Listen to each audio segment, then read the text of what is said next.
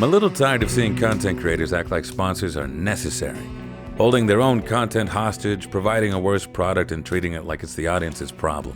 For context, a satirical article was posted about a YouTube series called Game Nights. The joke was that there were so many ads in this series that the ad blocker would just block the whole video. And there was a funny little zinger about YouTube cracking down on explicit content, so it's weird to see such a big channel jerking Wizards of the Coast off on camera.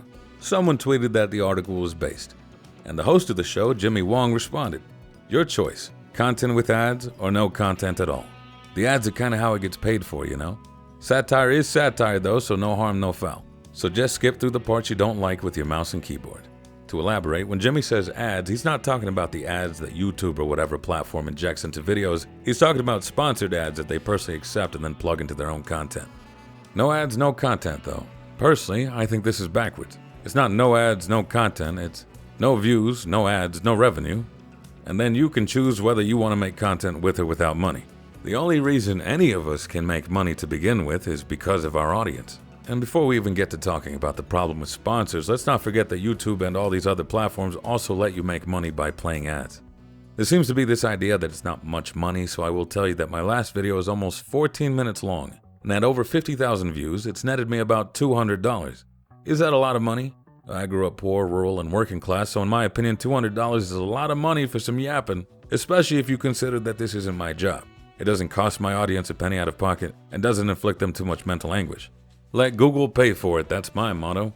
Now, the first place people go wrong is they try to squeeze more money out of YouTube, and you can do that by making longer videos using buzzwords or evocative thumbnails, but I personally find that while that gives more money in the short term, it causes your audience to lose faith in the long term. What I find does better is I go for a higher ratio of engagement. Instead of making mountains out of molehills to fill an arbitrary schedule, I only show up when something excites me from the start. And the video is only ever as long as it needs to be. No padding, no filler. Sometimes I don't even put endings on these things. I am relatively long-winded for a schmedium form content guy, but I think that's just part of my charm. But there are two compromises I'm willing to make to YouTube for money, and the first one is copyright. You can upload a lot of copyrighted material, you just can't make money from it. And the other one is I keep it relatively family-friendly. If you're too blatantly inappropriate or potty-mouthed, your potential revenue does get hit pretty hard. And while the gaming industry does leave a man wanting to drop a few F-bombs on live pre-recorded television, I would gladly choose to say frick before saying this video is brought to you by BetterHelp. No ads, no content. And someone's probably thinking to themselves, I can't run a business under these kinds of constraints? Well, that's your problem. Choosing YouTube as a business, that's your problem, not the audience's. The way it used to be was making content had to be done on your own dime, on your own time, or you had to be successful enough to make it on YouTube ad revenue alone. At some point, that attitude shifted. People started crowdfunding their costs. Some offered a product or a service, but some didn't offer anything. Funding a lifestyle, it was referred to. Nowadays, I see some call it virtual panhandling. And sponsors caught on that some content creators were more than willing to play the sympathy card, and that some people are parasocial enough to choke down ads if it comes from someone they like. I remember around 2019, sponsors wouldn't answer any questions I had for their products. They would just try to coach me on manipulating the audience. Tell them it supports you. It keeps the content flowing. You get in the bag. And it kind of worked for some because it was seen as rebellious. But corporate-sponsored dissidence ain't rebellion. It's still just an ad. And this evolved into something else we don't have a name for. I constantly see creators get stuck in a feedback loop of spending more than they can make. They hire an editor and hope that the production value or a faster upload schedule will let them make more money. But they don't, so they make more videos with less quality, and more reminders to sub to the Patreon or sponsors or whatever. Now the editor's overworked, so they need to hire another editor, so they make more videos to make up for it and more funneling towards the Patreon and sponsors. We shame people for trying to chase infinite growth, but we don't shame people who try to outrun their own infinite costs. When a corporation does it, it's an affront to God, but when we do it, it's just human nature. And that's the exact process that already infested and laid waste to the game journalism industry. And it's only going to get worse among content creators because, one, it works better when it's done by a person that people are emotionally attached to. Think of their livelihoods. We have people to pay. They have mouths to feed. Creators are metaphorically tying themselves to train tracks and giving you two options, content with ads or no content at all. You are the hero or the villain. And secondly, ads will only continue to get worse as sponsorships are being devalued. 10 years ago, content creator sponsorships were an experiment. Now we have more data, and many ad agencies are not happy with the information. They're pulling out, or they're renegotiating for a lower cost. Most of the sponsors that are left are either premium products or bottom-of-the-barrel scams like honey. And going back to that initial tweet, if you don't like the ad, just skip it, is a strange thing to say out loud. Because here's what happens if you skip sponsored segments. You just get more sponsored segments in worse places.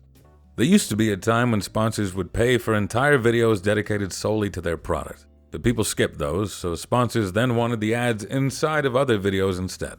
Say first a sponsor pays for an ad, and it would get put at the end of the video. Then people start skipping the ends of the videos. Well, now a sponsor isn't going to pay the creator anymore unless they offer a deep discount or put the ads somewhere else, maybe at the start of the video. So now it's at the start of the video. People start skipping this part as well. Well, now the beginning and end of the video is devalued and the middle becomes prime real estate. People catch on to this as well, and now you get emails where sponsors tell you to put the ad somewhere after 2 minutes but before 7 minutes, or somewhere 10 minutes before the end. That's what skipping sponsors gets you. Watching more ads in worse places, and the creator doesn't even get more money for it because they devalued their video and took on more costs.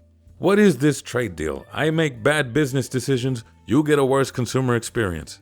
And don't get it twisted, I'm not against the idea of sponsored segments. I just don't like the attitude and framing of needing to take sponsors. Say you want to take sponsors.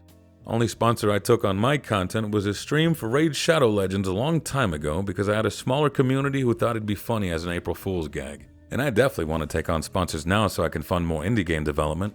But there's not that many things worth shilling. I don't think it's ethical for me personally to take video game sponsors, and I don't take sponsors for things I don't use. Other creators have told me that's absurd. It's absurd to ask that creators vet products and services they're being paid to advertise. No, I'll tell you what's absurd. This here is a demo version of an upcoming card game called RESTLESS sent to me by a Winslow domain. He said, "Let me send it to you, no strings attached. I think you'd like it. I think your audience would like it. And if you do, feel free to say whatever you want about it on your channel during the Kickstarter campaign. Don't hold back." That's called having brass. That shows confidence in a product. That shows he did his research on me and my audience. And if one indie developer can do that, then bigger companies have no excuse. At least get my name right in the emails. The quality has dropped. The responsibility has shifted from the sponsors, and instead of asking better of them or of themselves, content creators are shifting the weight to their audience's wallet. This isn't personal because it happens too many times. I think it's systemic. I don't know if someone's being greedy and dishonest or simply compliant and gotten themselves into a rough spot financially. But none of that is the audience's problem. And blaming them shouldn't be normalized. I will say though, Tearzoo threw me for a loop when he jumped in to say in a now deleted tweet, "People don't realize how much cooler the internet would be, the amount of product services that would be commercially viable if ad blocker didn't exist. I understand ads are annoying, but people literally do not know what they gave up." No, I think people do know what they gave up. The ads. I didn't know people existed with this cheery optimism that if ad blocker didn't exist, the world would be a better place, especially not when only about 30% of internet users have an ad blocker. I'll engage in this hypothetical though. A world without ad blockers would bring about the invention of ad blocker, as it already did. On one end, why wouldn't it turn into an arms race to create the most obtrusive ads possible, each one louder than the last to try and compete in a flooded market? On the other end, some of the most effective ads are the ones that don't feel like ads at all, so why wouldn't advertising become more subtle, under the table, undisclosed, unethical? I just don't buy this cooler internet sponsored by Amazon.